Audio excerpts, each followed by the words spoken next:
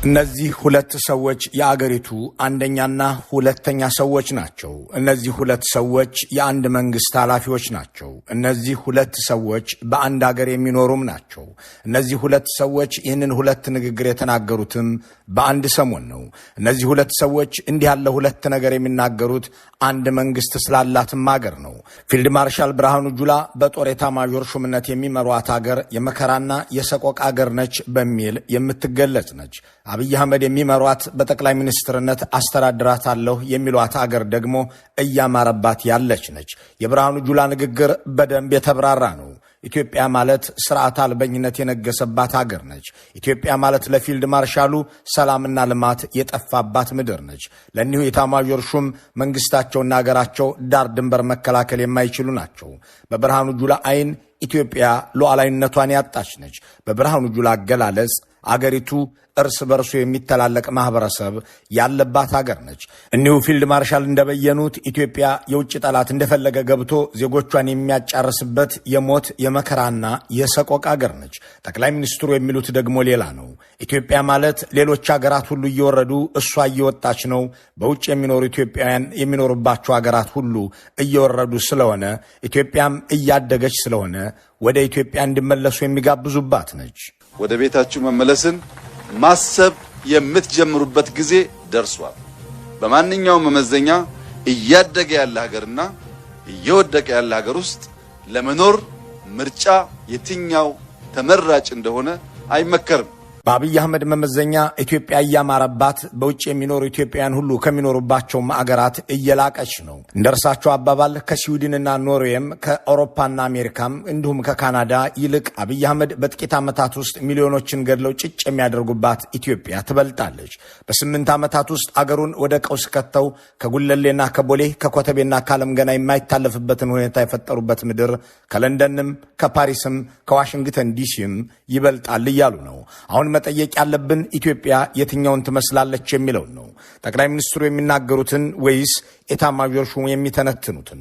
አሁናዊቷ ኢትዮጵያ የትኛው ነች የሚለውን በትክክል ማወቅ በገዢዎች ፕሮፓጋንዳ ግራ የሚጋባ ማህበረሰብ እንዳይኖር ለማድረግ ብሎም የአገሪቱን ችግር ለመፍታት ግማሽ መንገድ ለመጓዝ የሚጠቅም ነው። ምንም እንኳን መጠይቅ ለመስራት ጎዳና ላይ ባይወጣም፣ ምንም እንኳን ህዝቡ ምን ይላል የሚልን አስተያየት ብልጽግና ፈቅዶ እንዲነገር ባያደርግም፣ የፊልድ ማርሻሉ ንግግር ግን ከጠቅላይ ሚኒስትሩ በበለጠ አገሪቱን የተረዳ ይመስላል።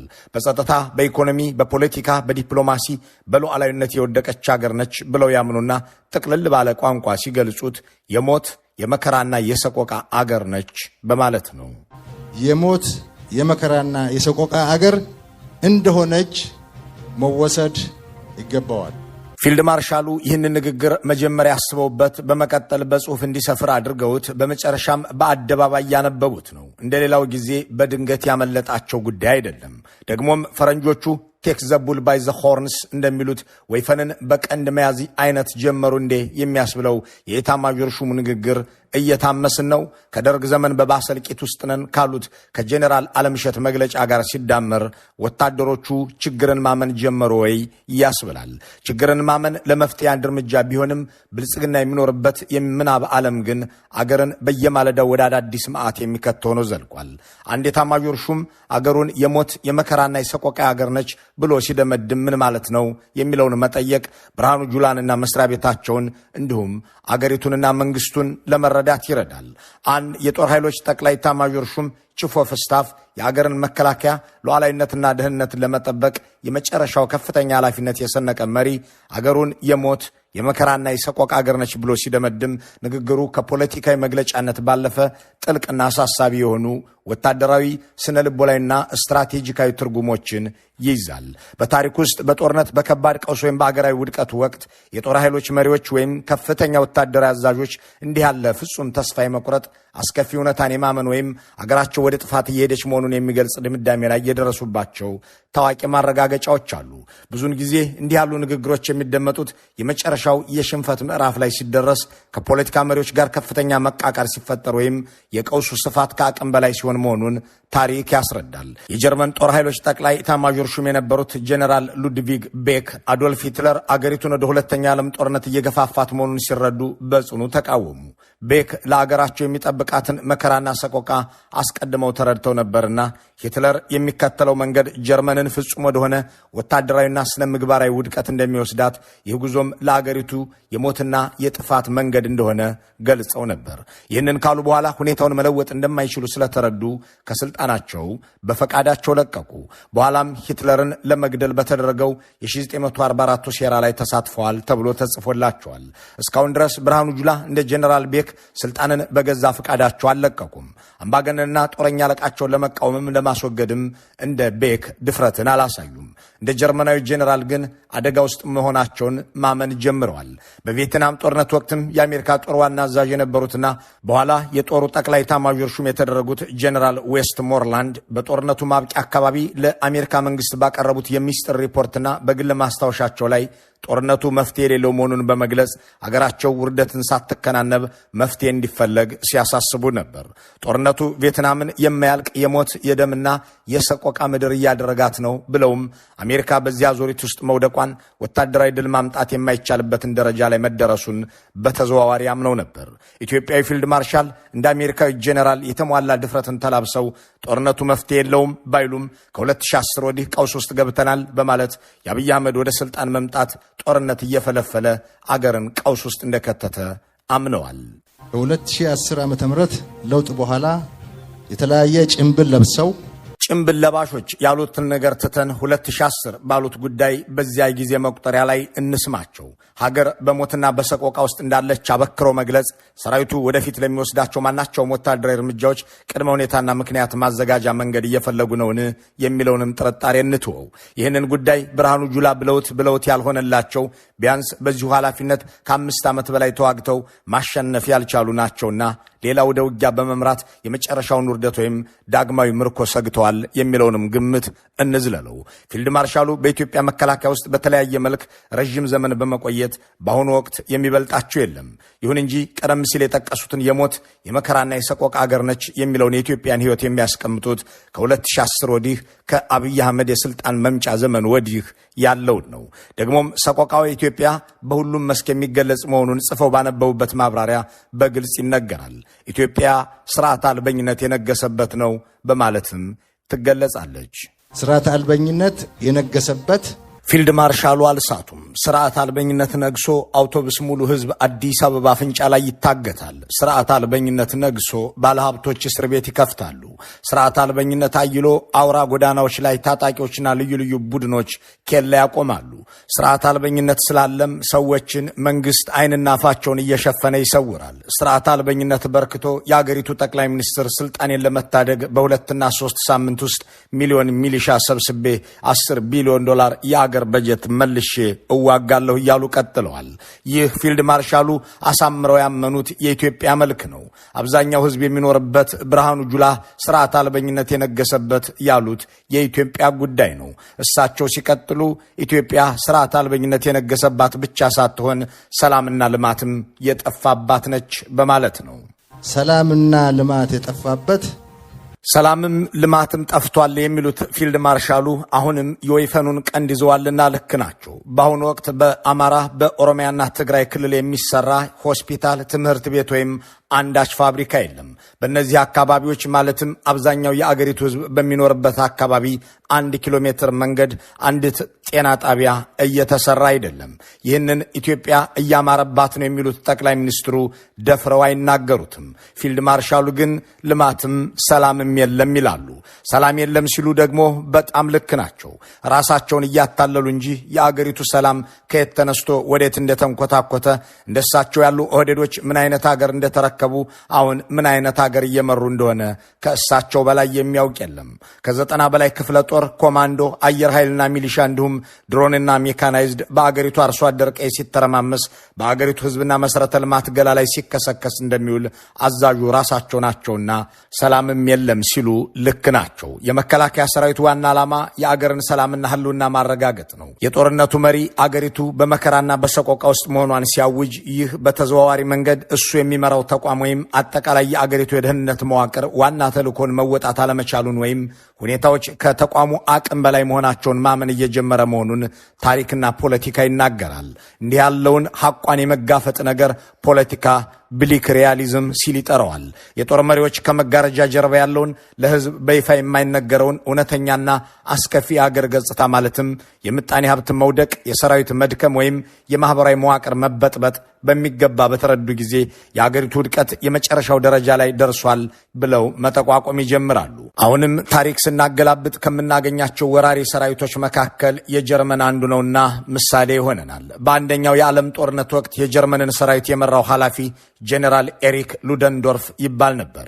ምንም እንኳን ጀነራል ኤሪክ እንደ ብርሃኑ ጁላ ሰራዊቱን በራሱ ወገኖችና በአገሩ ህዝብ ላይ ያዘመተ ባይሆንም ከአውሮፓና አሜሪካ ጋር ሲዋጋ ለጀርመን ህዝብ በፕሮፓጋንዳ ማሽኖቹ ይናገር የነበረው አገሩ እያሸነፈች እንደሆነ ነበር።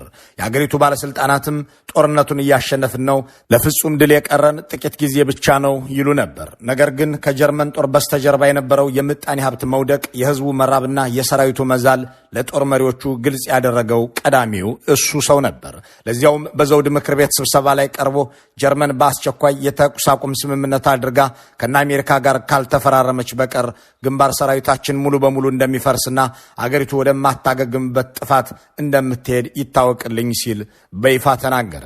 ይህ ንግግር ለፖለቲከኞቹና ለህዝቡ ፍጹም ድንገተኛና የፕሮፓጋንዳውን ስኳር ያቀለጠ አስከፊ እውነታ ነበር። ሰሞነኛው የፊልድ ማርሻሉ ንግግር ያንን የሚመስል ነው።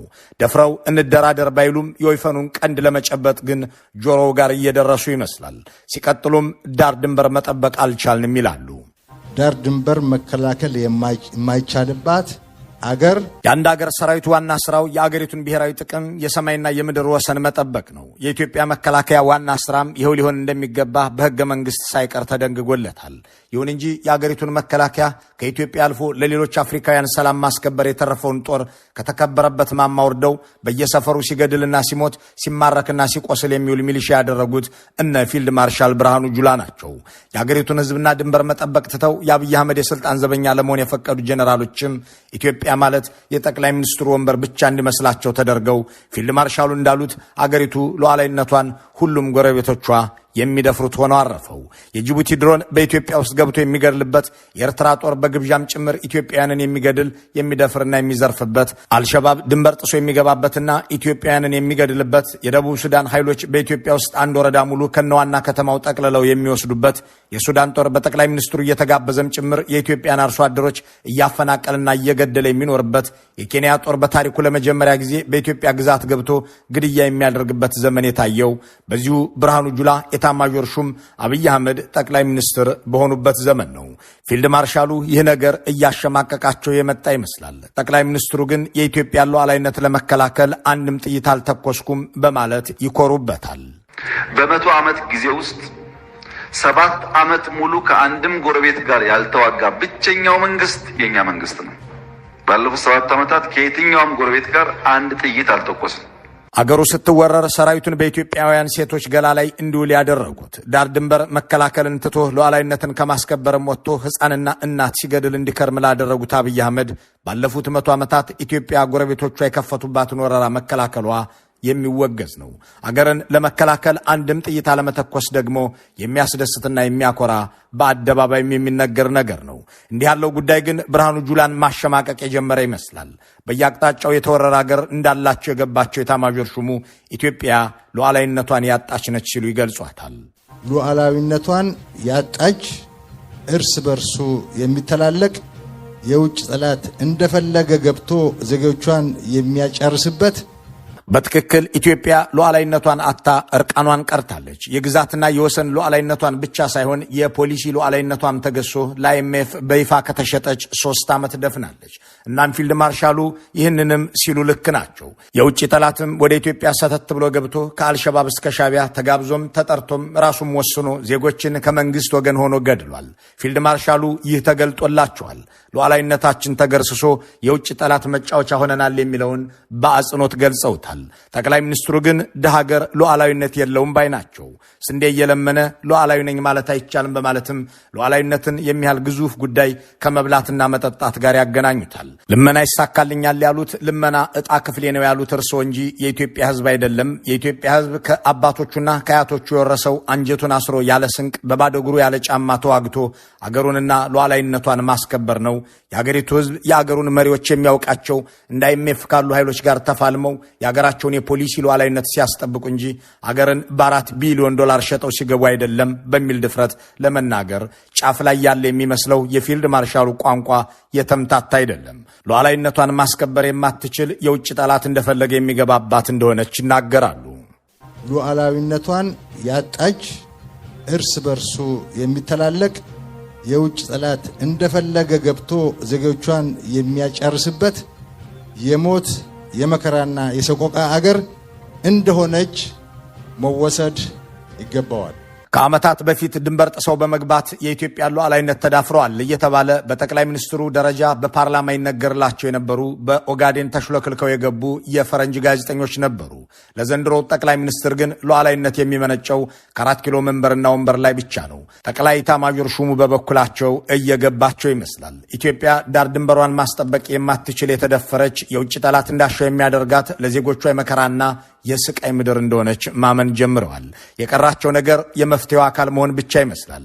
ስንት መቶ ሺህ ወታደር እንደሞተባቸው፣ ስንት ወታደር አካል ጉዳተኛ እንደሆነባቸው በሚገባ የሚያውቁት፣ ስንት ቢሊዮን ዶላር እንዳወደሙ፣ ስንት መሳሪያም እንደሸመቱ፣ ስንት እንደከሰከሱ፣ ይህ ሁሉም በኢትዮጵያ ውስጥ በኢትዮጵያውያን ላይ እንጂ ለኢትዮጵያ ሉዓላዊነት ሲባል እንዳልሆነ አሳምረው የሚገነዘቡት ብርሃኑ ጁላ ሚሊዮን ገዳይ ኤታማዦር ሹም በመባል በታሪክ እንዳይዘከሩ ለማድረግ ምናልባትም ስማቸውን ለማደስ ምናልባትም አገራቸውን ለማትረፍ የመፍትሄው አካል መሆን ቀርቷቸዋል። የአገሪቱ ወጣቶች እርስ በርስ ሲተላለቁ ይውላሉ ከተባለ በአንድ ወገን ያለው መከላከያቸው ነውና አለቃቸውን አስገድደው ለድርድር ማስቀመጥ፣ ሰራዊታቸውንም ከአርሶ አደሩ ቄና ከከተማ አስወጥተው ወደ ምሽጉ ማስገባት ከቻሉ ያኔ ታሪካዊ ኤታማዦር ሹም ይሆናሉ።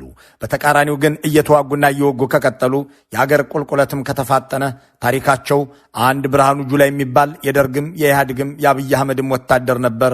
በመጀመሪያ ወታደር፣ በመቀጠል ምርኮኛ፣ በመሰለስ ኤታማዦር ሹም ሆነ። በመጨረሻም ለአንድ ግለሰብ ወንበር ሲባል ሚሊዮን ወገኖቹን ገደለ፣ አጋደለ የሚል ብቻ ሆኖ ይቀራል። ሰሞነኛው ንግግራቸው ግን ትዕምርታዊ ነው። የአገር መከላከያ ቁንጮ የሆነ ሰው እንዲህ አይነት አስፈሪ ድምዳሜ ላይ መድረሱ አገሪቱ ከከፍተኛ የህልውና አደጋ ጫፍ ላይ መቆሟንና ወታደራዊም ሆነ ፖለቲካዊ አመራሩ ሁኔታዎችን የመቆጣጠር አቅሙ ጥያቄ ውስጥ እየወደቀ መምጣቱን የሚያሳይ ትልቅ የማንቂያ ደወል ነው። መልካሙን ሁሉ በመመኘት በዚሁ እንሰናበታለን።